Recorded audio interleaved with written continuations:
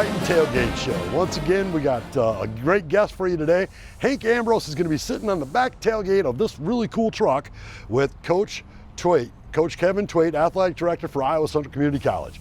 I think they're going to have some fun. They're going to talk about soccer, they're going to talk about football, they're going to talk about all of our fall sports, and they're going to even play a game. One thing I know for sure is there are no games here at Mark's Auto Mart, right, Jeremy? That's right. So tell me about what's the experience somebody can have when they walk into Mark's Auto Mart? When you come here, it's just a friendly atmosphere. We're not high pressure. We're not pushy. We just want to make friends, turn all of our customers into friends, and sell them a car along the way. There you go, and you turn friends into customers. I like that. Right. I like that too. Right. So tell me about this truck. We got a Dodge Ram here. Yep, we got a 17 Ram, 88,000 miles, Laramie. It's just got leather, all the bells and whistles. 28.9, very nice, clean truck. That's nice, very nice. And the tailgate's comfortable. Tailgate's comfortable. That's the important part. That's right. All right, let's send it on back to the tailgate with Hank and Coach Twait. Triton Nation, welcome back to the Mark's Auto Mart Triton Tailgate Show. I'm Hank Ambrose with you today. Special guest, the Athletic Director Coach, Kevin Twait. Coach, thanks for joining us today. Great to be here, and we really want to shout out to Mark's Auto Mart for sponsoring this thing. This is a big deal for us, so thanks to them. It is. It's another wonderful week to be in Iowa Central Triton. It's been a busy week as well. Starting off with volleyball, the Big Blue rivalry between the Iowa Central Tritons and Kirkwood Community College. Tritons, they fell in a really tough matchup. Kirkwood looks as good as they always do for volleyball. One thing that stuck out to me is that attendance in Hodges Fieldhouse is always jam-packed. It's unbelievable, the environment created by our volleyball program. They send out through social media, it's white out night or blue out night or whatever it is, and kids embrace that. They love being there. I think that was the first time we've been beat on our home floor in the volleyball match in regular conference play in 5 years. Yes. Okay. We don't generally get beat at home, and I wouldn't want to tangle with Sarah Horn and our crew in about 2 months when it comes regional tournament time. But Kirkwood's really good. I mean, they have a new coach who was the recruiting coordinator for volleyball at the University of Iowa, and have some great recruits come in. But we have some young kids that can get better and better and better, and the system that Sarah and Gabby run, they'll just get more reps at it, and I wouldn't want to tangle with us come late October, early November. I agree with you, and that was a big matchup. Iowa Central in that matchup ranked at number 9 in the nation. Kirkwood was ranked at number 6. It was a huge matchup, and it was the first time they saw each other on the season. And I'd rather, fall short at the beginning of the year than at the end of the year. And the other thing is, that when you have a good team like we have, we're ranked number 9, we won a ton of matches. That sometimes refocuses. I think that sometimes you, in practice, when you're a player, you kind of tune in just a little bit more. You maybe scratch and claw a little bit harder in practice, and then maybe go to bed a little bit earlier, and just do a few things maybe a bit differently to sharpen the saw. That's what the great teams do. They learn from a loss, and I know that's what Sarah's crew will do. Certainly. It was a busy day that very same day for the soccer teams as well. So the women's side, 16-0 was the final score over Marshalltown Community College. That is just unheard of. It really is. And you feel bad for Marshalltown. They only had, you play with 11 in soccer, they had 9. They had a goalie plus 8, and they were down with some injuries, etc. And then they're just kind of started a women's program not long ago. And I credit Jordan Simonell and Nathan Koss, because it could have been a lot worse than that. I was at the first half of the contest, and it was 5-0. I think we played about 4 minutes.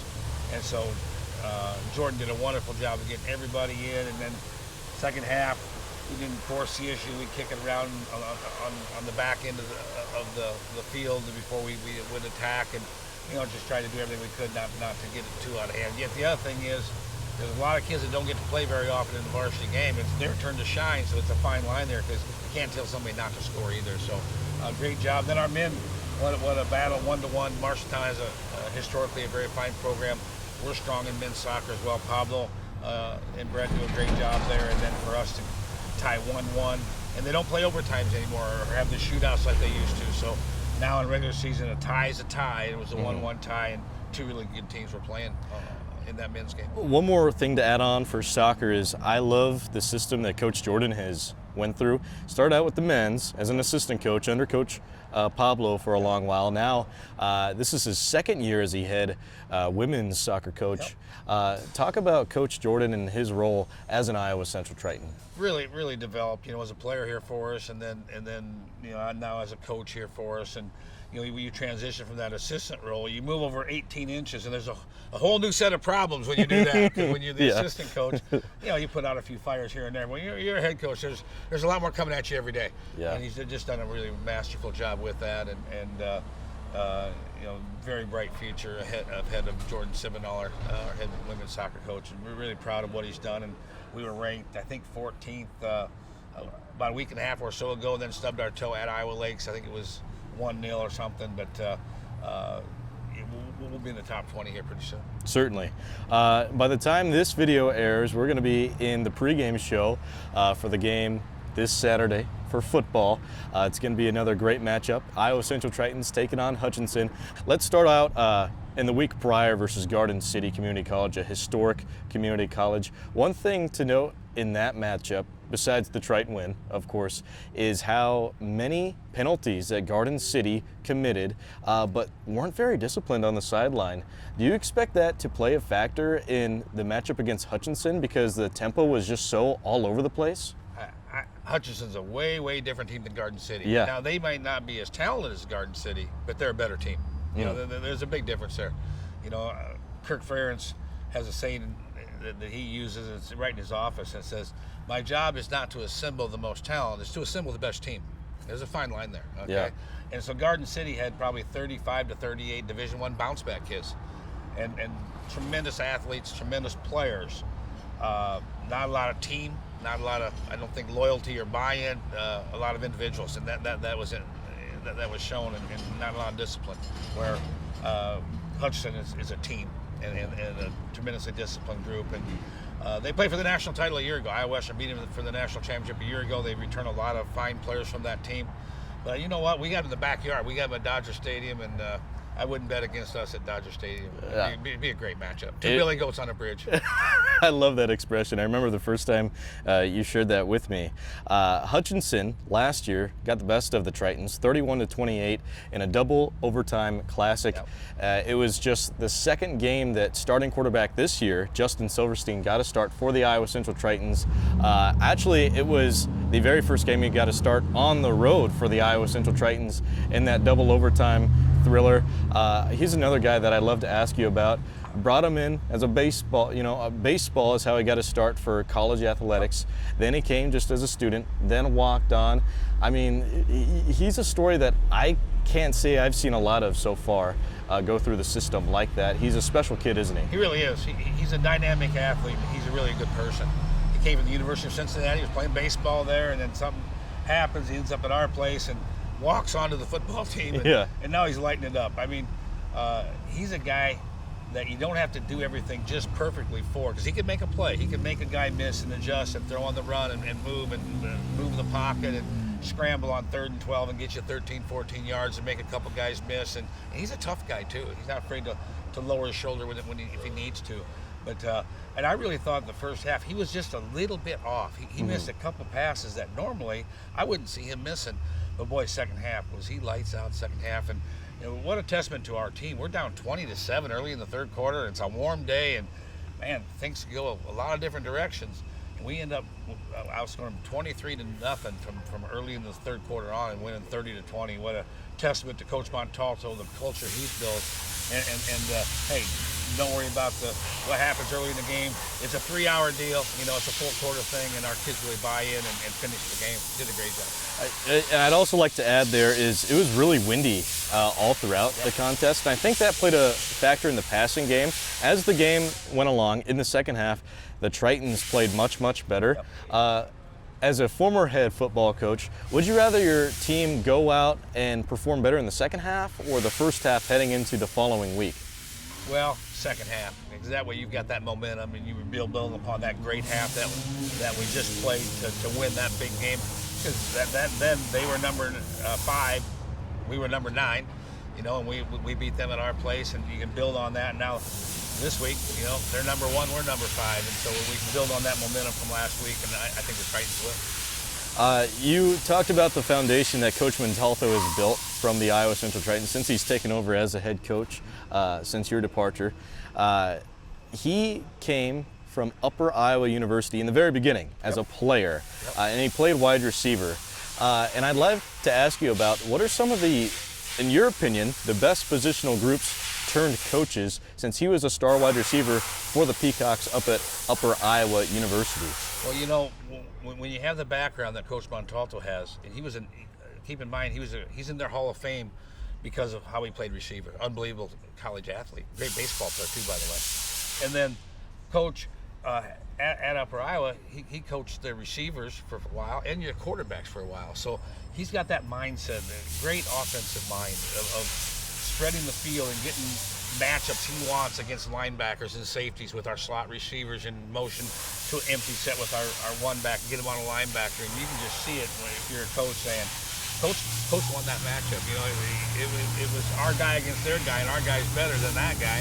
Where maybe they've got a couple matchups they're better than we are at this spot, but these three we're better than they are when we do some things to get it. He's got a brilliant offensive mind, and I've seen great offensive line coaches become head coaches. I've seen great receiver, running back coaches, great defensive coaches.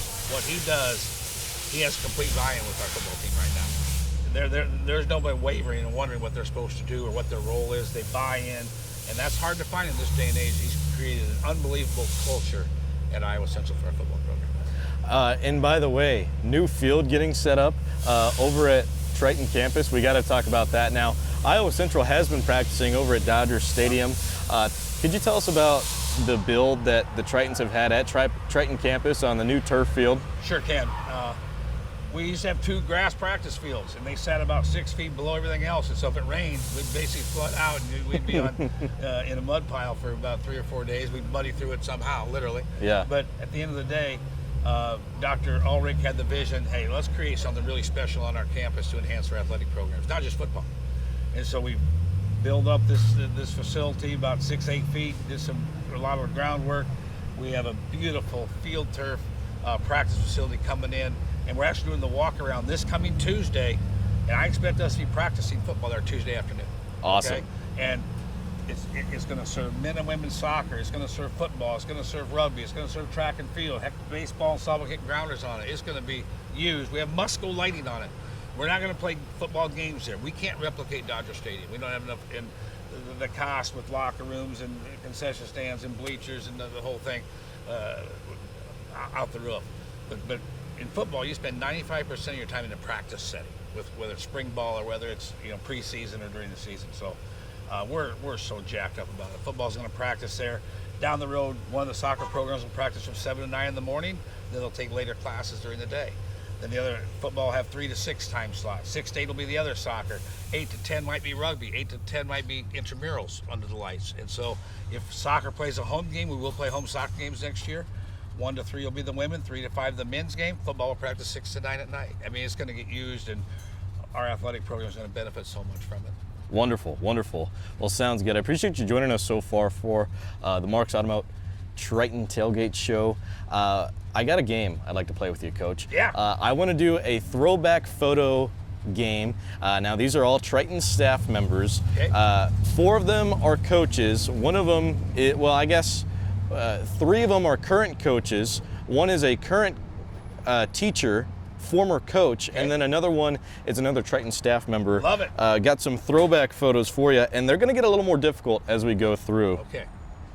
Just one second here. So the first one, a little simple. Oh, Coach Montalto when he was Yeah. a lot younger. He must have been an assistant coach and didn't have near as much gray hair at that point. I know, look at all that whole head of, I mean, he's still got a great head of hair, but very spiky back in the day. That's an early 2000 shot. Here's one. Now this is a throwback, a true throwback. Coach Peterson. It is Coach Peterson. Coach Peterson, great baseball coach. What a great English teacher, and a friend of mine. And wow, he took over for Coach Sandquist and just did nothing but great things with the baseball program. Just a treat to have on our campus. And a real head of hair in that photo. For sure. That is a throwback. Here's one that might be tough. Neil Adams? No, but a good guess. I thought that when I first saw it as well. Who is it? That is Jeremy Smith. Oh, Schmitty. Oh my gosh. That is Jeremy Smith. The Triton Blue, the marching band, baby. I love it. I went back and found an old church photo of him playing the drums at a church. So this one, I mean, this is really tough. This is a current coach. The sun's a little tough out here, but Yeah. we'll figure this thing out here. It is a toddler photo too. Is this the coach? Yes. Or the young one's the coach? Yes. Oh my goodness. This is early 80s, late 70s. Sarah Horn? That is Sarah Horn. Sarah Horn, I'll be darned. Well, her daughters, when they were that age, looked somewhat like that. So I thought, well, maybe that's it.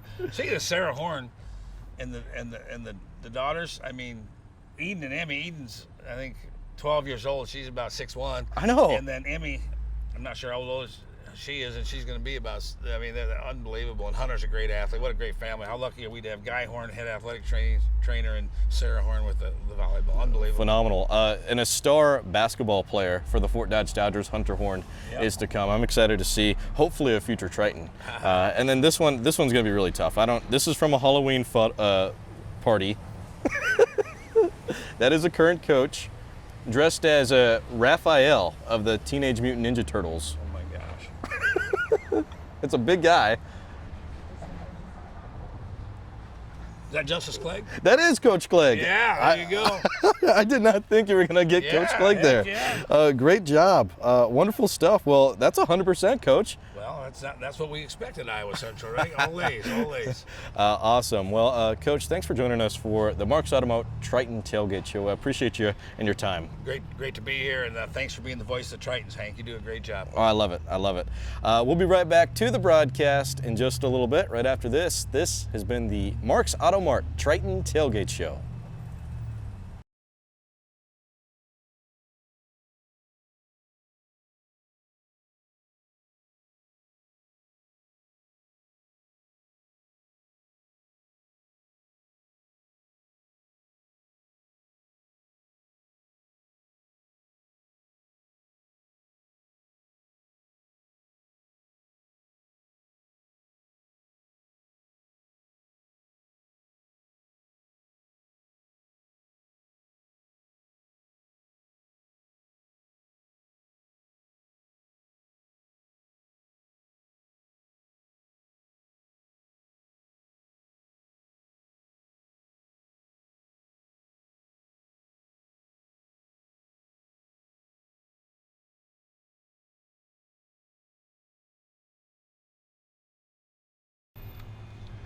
And keep myself out of the picture this time.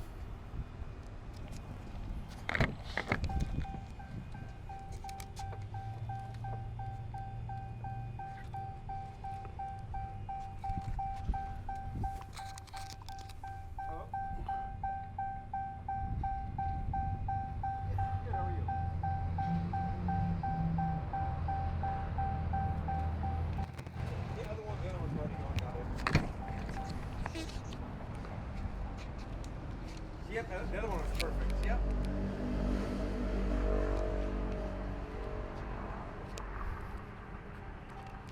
18, perfect, thank you.